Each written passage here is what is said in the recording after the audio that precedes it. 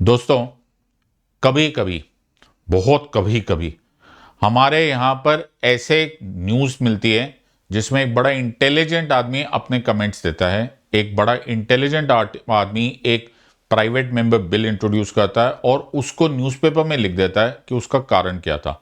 जिस इंटेलिजेंट आदमी का मैं नाम ले रहा हूं वो है मिस्टर शशि थरूर, जो कि हमारे देश में आम तौर पे मैं बड़े इजीली एक्सेप्ट कर सकता हूं कि मेंबर ऑफ पार्लियामेंट्स में से अमंगस्ट द मोस्ट इंटेलिजेंट आदमी है। नाउ इनका जो आर्टिकल आया है जिसको मैंने न्यूज में कन्वर्ट कर दिया है, उसका एक्चुअली बेसिस ये है कि क्या हम लोग जिस तरह से हमारे देश में स्टेट्स बना देते हैं, राज्य बना देते हैं, वो क्या एक मैच्योर डेमोक्रेसी को शोभा देता है? क्या हमें इसी तरह से स्टेट्स बनाने चाहिए? बड़ा आसान हो जाता है स्टेट्स बना देना। सो एक तो ऑब्वियसली कॉन्स्टिट्यूशन प्रोविजन होता है आर्टिकल 3। अब आर्टिकल 3 में तो बड़ा सिंपल सा होता है कि parliament by law can form new states, increase the boundaries, decrease the boundaries, alter the boundaries, alter the areas and alter the name of the states. Now ये तो एक बात है, लेकिन किस बेसिस पे बना दिया जाता है? आमतौर पे प्रेशर होता है, पॉलिटिकल प्रेशर हो जाता है, या राइट्स हो जाते हैं, या फिर सिर्फ खुश करने के लिए बना दिया जाता है। हम एक मैच्योर डेमोक्रेसी है, आज हम लोग सुपर पावर बन रहे हैं, तो क्या हमको इसी तरह से स्टेट्स बनाए जाने चाहिए? इसके बारे में और बहुत कुछ जानेंगे, इस वीडियो के एंड तक देखते रहना। बड़े इंटेलिजेंट आदमी की बात हो रही है, that is mister Shashi Tharoor, और इस इंटेलिजेंट आदमी को समझना बड़ा जरूरी है।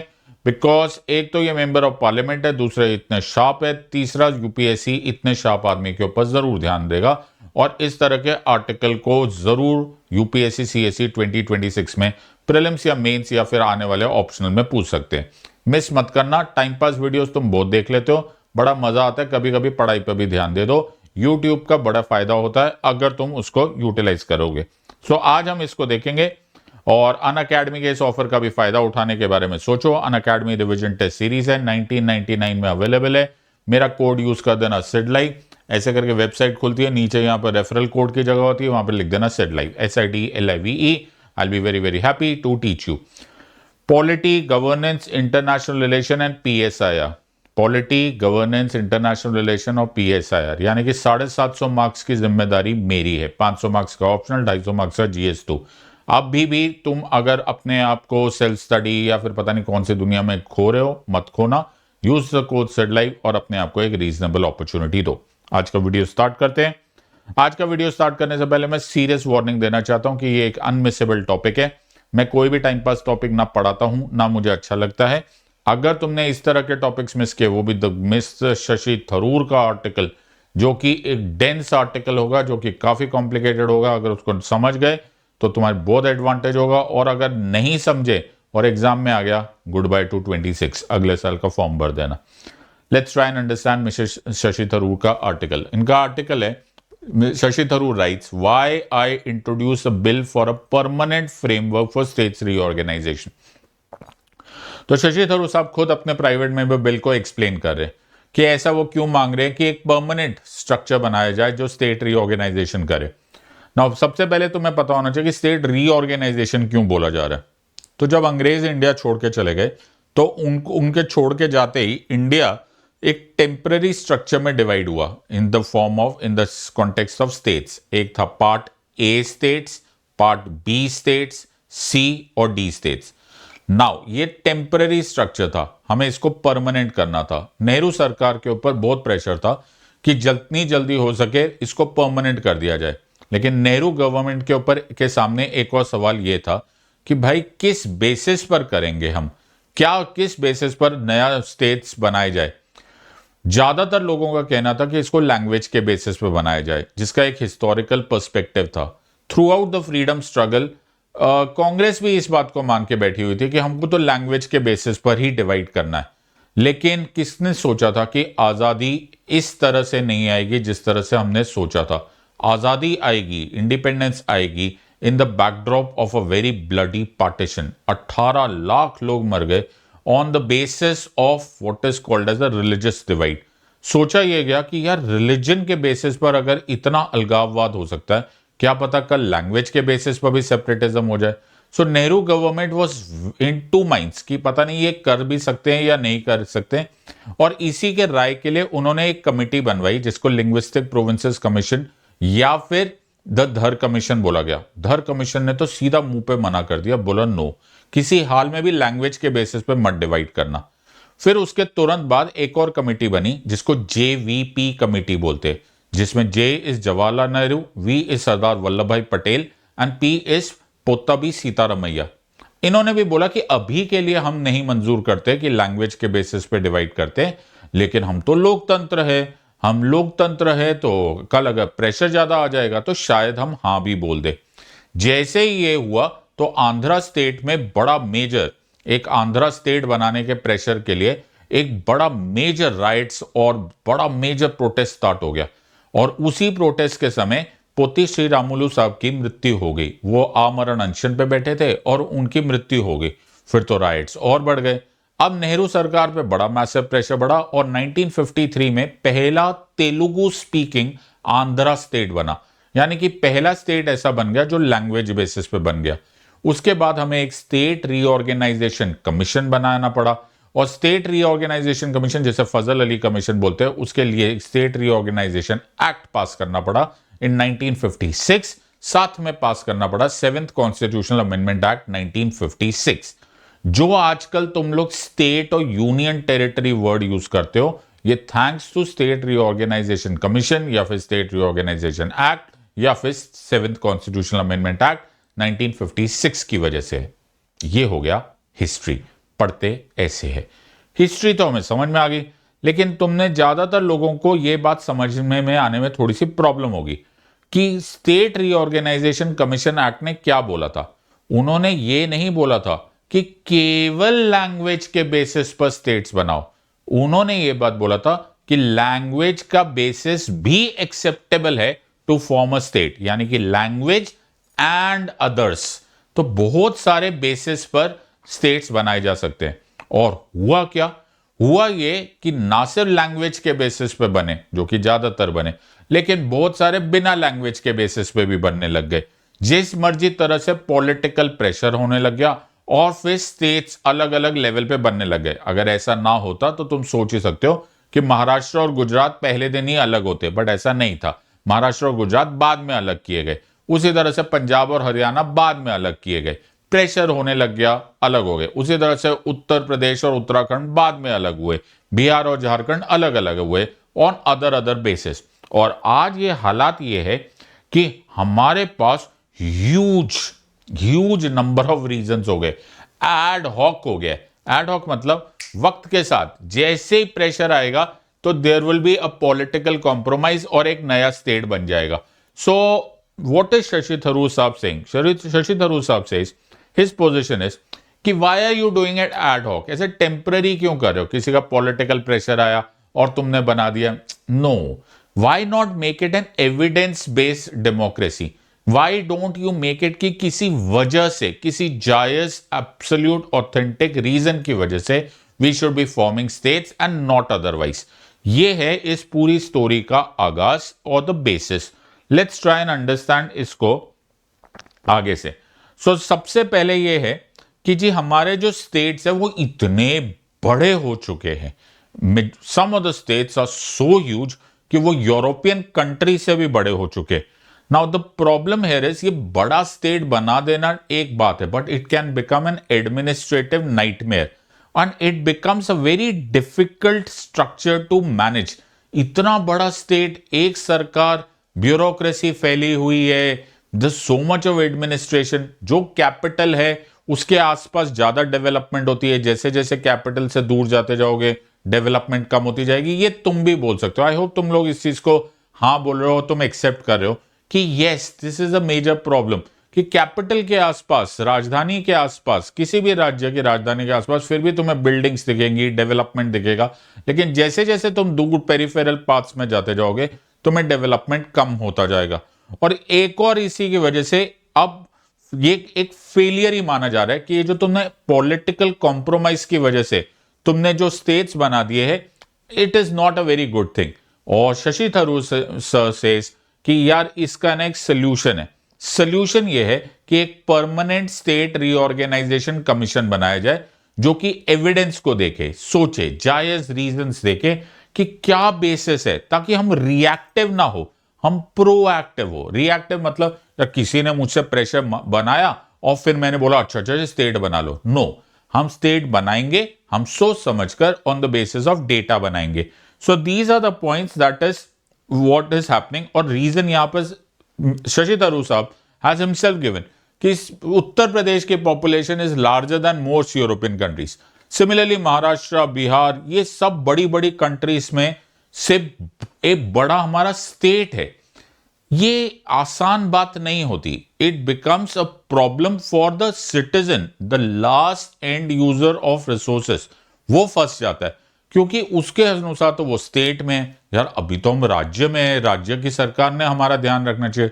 But you kind of get, kind of ignore the fact कि वो स्टेट नहीं है, वो प्रैक्टिकली एक कंट्री है और शायद उस कंट्री से भी बड़ा है। So this is suppose there is a tragedy of sizes which is happening. So this debilitating burden जो होता है उसमें हर चीज प्रॉब्लमैटिक हो जाता है। आप एक पॉलिसी बना दो, तो आपने एक कैपिटल बना दी, फिर आपने सर्विस भी बना दिया, जी हमने ये स्कीम डालेंगे। अरे यार करोड़ों लोग हैं, 20-20 करोड़ की पॉपुलेशन चल रही है तुम्हारी, वो क्या लास्ट एंड यूजर तक पहुंचेगा? Certainly it won't reach. और सबसे important, it's like a magnet. जैसे मैग्नेट होता है ना, मैग्नेट का मैग्नेटिक फील्ड जैसे जैसे दूर जाते जाओगे उस मैग्नेटिक फील्ड में वीकनेस आती जाएगी। वैसे ही सिंपल होता है, जो जितना पास तुम कैपिटल के होंगे उतना ज्यादा तुम्हारे पास government resources, government funding, government development सब कुछ होगा, और दूर जाते जाते सब गायब। Now this is a very major tragedy, और ये तुमको नोटिस होगा, इसमें कोई बड़ी बात नहीं है और इसमें कोई सरप्राइज ये नहीं है कि तुम्हें पता नहीं है, लेकिन द रीजन हियर इज कि कोई इसको एक्सपोज नहीं कर रहा। सो स्टेट बनाने की डिमांड करना एक बात है, लेकिन उस स्टेट के बाद क्या होगा वो दूसरी बात है। So let's try and understand होता क्या था। सो 1950s में जब मैंने अभी अभी पूरी कहानी सुनाई थी, तो जब नेहरू गवर्नमेंट का समय था या फिर अर्ली डेज ऑफ इंडिया था, तो कुछ और डिमांड्स ज्यादा थी। सिंपल सी बात थी, या तब ना कल्चर पे ज्यादा बात हो रही थी, लैंग्वेज पे ज्यादा बात हो रही थी। फिर मेरे दिमाग में एक सवाल ये आता है कि अगर कल्चर और लैंग्वेज की बात ही थी, तो कल्चर और लैंग्वेज के बेसिस पे तो ये उस समय 20-25-30 स्टेट्स बनाने का क्या मतलब है? इस बेसिस पे तो 400 स्टेट्स भी बना दोगे तो भी इंडिया में कम है, क्योंकि हमारे पास तो इतने सारे यूनिक कल्चर्स है, इतनी सारी यूनिक लैंग्वेजेस है, और हर लैंग्वेज अपने आप में पूरी तरह से एक इंपॉर्टेंट पार्ट है, आइडेंटिटी का पार्ट है। तो फिर तो बना दो 400-500 states. But that is not how it should be done. ये दुनिया थोड़ी सी चेंज हो चुकी है। Now yes, culture matters, yes, language matters, but resources also matter, development also matter। तो हमको ये देखना है कि सिर्फ वो 1950s के पैराडाइम्स को इग्नोर किया जाए, और या फिर उसके साथ रादर सप्लीमेंट किया जाए डेवलपमेंटल मॉडल्स। क्या रिसोर्सेस मिल रहे हैं, क्या नहीं मिल रही? क्या हम ये चेक कर सकते हैं कि एक रीजन में इतनी ज्यादा डेवलपमेंट है, दूसरे रीजन में इतनी कम डेवलपमेंट है? क्यों एक जगह पर जीडीपी इतना कम हो जाता है, दूसरी जगह पे बेटर हो जाता है? Why not think in those terms? So modern paradigm देखो, एडमिनिस्ट्रेटिव एफिकेसी देखो, डेवलपमेंट देखो, रिसोर्सेज देखो, ये जो माइग्रेशन हो रही है, या फिर एक जगह इतनी एजुकेशन हो रही है दूसरी जगह नहीं हो रही, think proactively on that part. यार वक्त बदल गया, तो एवोल्यूशन भी तो होना चाहिए। ये जो नी जर्क पॉलिटिक्स होता है ना, नी जर्क क्या होता है कि झटका मारा, ओहो यार कल ना मैंने वादा किया था। क्यों वादा किया था? जो पॉलिटिकली वादा कर दिया था उसकी कीमत देनी पड़ेगी तुमको। ये जो नी जर्क पॉलिटिक्स है ये नहीं चलेगी। इसमें कोई प्लानिंग नहीं होती, इसमें कोई प्रो एक्टिविटी नहीं होती, इसमें कोई थॉट नहीं है, कोई एविडेंस नहीं है, कोई डेटा नहीं है, कुछ सोचा नहीं तुमने कि तुमने बना तो दिया, स्टेट बना दिया, नए नए डेवलपमेंट का जो प्रोग्राम वादे कर दिए, लेकिन वो होंगे नहीं। बिकॉज क्या तुमने सोचा कि उसके पास नेचुरल रिसोर्सेज है या नहीं? क्या वहां एजुकेशन है या नहीं? क्या वहां डेमोग्राफिक डिविडेंड डेवलप किया जा सकता है या नहीं किया जा सकता? या फिर कहीं पर से प्रोटेस्ट स्टार्ट हो गया और तुमने एक स्टेट बना दिया। Let's form a permanent commission. एक समझदार लोगों का कमीशन बनाया जाए, उसके पीछे स्टैट्यूटरी बैकिंग की जाए, जो पहले से सोचने लग जाए। Why wait for some any kind of protest in the first place? Let's do it proactively. Let's think in front. Let's deep dive into the reasons of why should we or should we not have a state. तो ये करने का जो replacing of political knee jerk reactions को, इसको avoid करो। या तो 14 फरवरी आ रही है ना, वादा किया हाँ सर, तो वो वादा किया तो हम सोनो चांद तारे तोड़ लाएंगे, अरे नहीं तोड़ पाओगे भाई, उसके पीछे एविडेंस होना चाहिए। सो एविडेंस करो। हम लोग एक मैच्योर डेमोक्रेसी है, let's not talk in basis of emotions, that is what mister Shashi Tharoor is saying. So what is the solution?